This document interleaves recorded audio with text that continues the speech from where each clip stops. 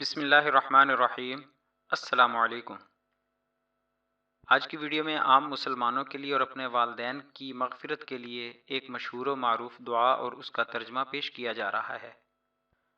یہ دعا مسلمانوں کے بچے بچے کو یاد ہے، لیکن عام طور پر دوست احباب اس دعا کے ترجمے سے واقف نہیں ہوتے، اس لیے ویڈیو میں یہ دعا اور اس کا ترجمہ دونوں پیش کیے جا رہے ہیں۔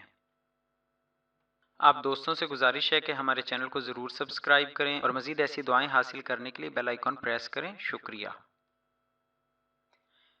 یہ دعا حضرت ابراہیم علیہ السلام نے کی تھی۔ یہ ایک قرآنی دعا ہے جو سورہ ابراہیم کی آیت نمبر 40 اور 41 میں موجود ہے۔ اعوذ باللہ من الشیطان الرجیم، بسم اللہ الرحمن الرحیم۔ رب اجعلنی مقیم الصلاة ومن ذریتی ربنا وتقبل دعاء ربنا اغفر لی ولوالدی وللمؤمنین یوم یقوم الحساب۔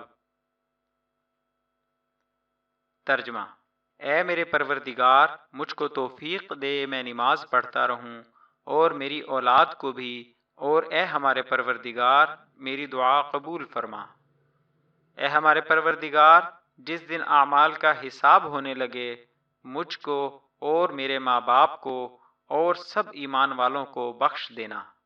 جزاک اللہ خیرہ۔